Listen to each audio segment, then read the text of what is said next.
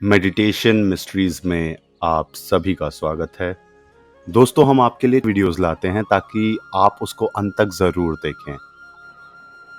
दोस्तों, क्या आपका मन अशांत है? क्या आपका मन कहीं लग नहीं रहा?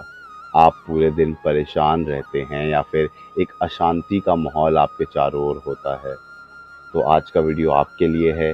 दोस्तों, आज हम इसी बात पे चर्चा करेंगे कि किस तरीके से हमारे कई साधक मित्रों ने हमें ये भी बताया है कि उनका मन जब भी वो ध्यान करने जाते हैं वो भटकता है। उसमें अपनी कुछ परेशानियाँ, रोज़मर्रा की बातें हैं जो उन्हें घेरे रखती हैं और जिसकी वजह से वो ध्यान पे पूरा फोकस, पूरा अटेंशन नहीं दे पाते। तो आइए शुरू करते हैं आज का वीडियो। तो दोस्तों, भगवान बुद्ध के बाद बोधिधर्मा एक ऐसे ध्यानी थे जिन्होंने बौद्ध धर्म को चीन तक पहुंचाया था। प्रसिद्ध शाओलिन और मार्शल आर्ट की स्थापना इन्हीं ने वहां जाके की थी। तो दोस्तों, जब बोधिधर्मा चाइना गए थे तो वहां का जो राजा था उसका नाम था वू। और जब राजा वू को ये पता चला कि किस तरीके से उनके राज्य में एक बहुत ही प्रसिद्ध और एक बहुत ही ज्ञानवान आदमी आया है, तो उन्होंने ज़रूर ऐसा सोचा कि एक बार इनको बुला के ये सवाल ज़रूर किया जाए कि आखिर राजा वू उदास क्यों हैं या राजा वू दुखी क्यों हैं अपने जीवन में। इस बारे में जब बोधिधर्मा को मालूम पड़ा तो उन्होंने वू से कहा कि आप अपने अशांत मन को मेरे पास लेके आइएगा और मैं उसको शांत कर दूंगा। उन्हें काफ़ी हैरानी हुई और उन्हें ऐसा लगा कि कहीं ये कोई छलिया तो नहीं है जो एक साधु का वेश लेके बस आ गया है और जिसे आता जाता कुछ नहीं। पर इतना सोचने के बाद भी उसने एक बार इन पे विश्वास जताया और अगले दिन वो बोधिधर्मा के पास जा पहुंचा। उनके पास पहुंचते ही बोधिधर्मन ने वू की ओर देखा और उससे कहा कि लाओ, अपना अशांत मन मुझे दे दो। ये बात सुन के वो काफ़ी अचंभित रह गया और वो यह सोचता रहा कि आखिर ये कैसे पॉसिबल है या ये कैसे हो सकता है, मैं अपना अशांत मन किसी को दे कैसे सकता हूँ।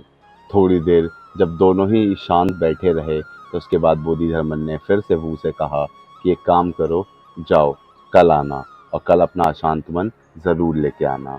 अगले दिन भी राजा वू बोधिधर्मन के पास गए और फिर से उन्होंने वही कहा कि लाओ, मुझे अपना शांत मन दे दो। राजा वू इसका जवाब ना दे पाए और वहीं चुपचाप बैठे रहे और फिर बोधिधर्मन ने उन्हें अगले दिन आने को कहा। ऐसे ही 3 से 4 दिन बीत गए और बोधिधर्मन और वू रोज़ इसी तरीके से मुलाकात करने लगे, जिसमें वो एक ही सवाल पूछते कि लाओ, अपना शांत मन मुझे दे दो, और राजा वू इस बात को सोचते रहते और इसका कोई जवाब ना देते और फिर अगले दिन बोधिधर्मन के सामने प्रस्तुत हो जाते।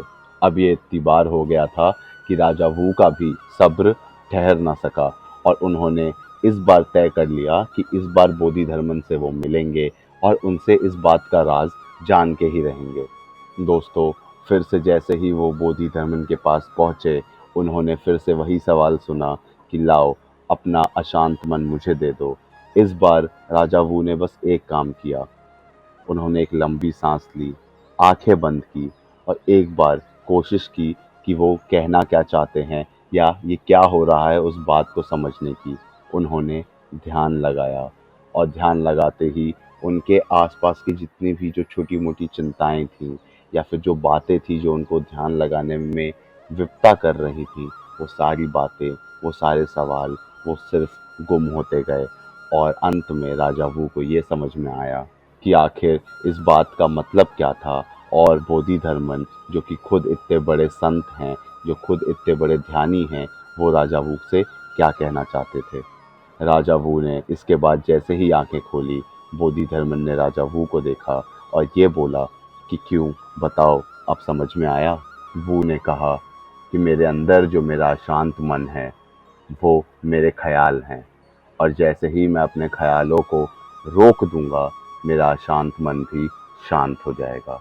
पर विचार हैं तो ही मन का अस्तित्व है और विचार नहीं है तो मन भी नहीं है। दोस्तों, इसके बाद बोधिधर्मन ने और समझाते हुए ये कहा कि इसीलिए मैं तुम्हें रोज़ अपने पास बुलाकर यहाँ बिठाकर ध्यान की ओर प्रेरित करता था और तुमसे बिना बताए तुम्हें ध्यान करने पर मजबूर करता था, क्योंकि यही एक लौता ऐसा मार्ग है जिससे तुम जो अपने मन की जो ख्याल हैं, अपने मन की जो सोच है, इसे काबू कर सकते हो।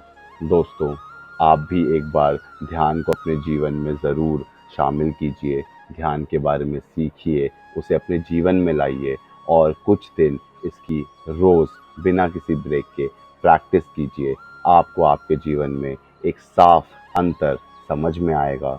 ध्यान आपके जीवन को एक नई राह दिखाएगा, आपके कंसंट्रेशन पावर को बढ़ाएगा। आपके ध्यान से आप अपना कोई भी लक्ष्य प्राप्त कर सकेंगे और किसी भी कार्य में ज़्यादा एफिशिएंटली, ज़्यादा इफ़ेक्टिवली आप पार्टिसिपेट कर पाएंगे। अगर आपके इससे जुड़े कोई भी और सवाल हैं तो हमें नीचे कमेंट बॉक्स में लिख के ज़रूर बताइएगा। हम आगे भी आपके लिए इसी तरीके से ज्ञानवर्धक वीडियोस लाते रहेंगे। तो तब तक के लिए धन्यवाद। दोस्तों, अब रेगुलर अपडेट्स के लिए आप हमें इंस्टाग्राम पे भी फॉलो कर सकते हैं। हमारे हैंडल का नाम है मेडिटेशन मिस्ट्रीज। लिंक नीचे डिस्क्रिप्शन बॉक्स में भी दिया हुआ है और ऊपर स्क्रीन पे भी। ऐसे ही वीडियोस हम आपके लिए आगे भी लाते रहेंगे, तो चैनल को सब्सक्राइब करना ना भूलें और बेल आइकन ज़रूर दबाएं ताकि आपको हमारे रेगुलर नोटिफिकेशंस मिलते रहें। तब तक के लिए धन्यवाद।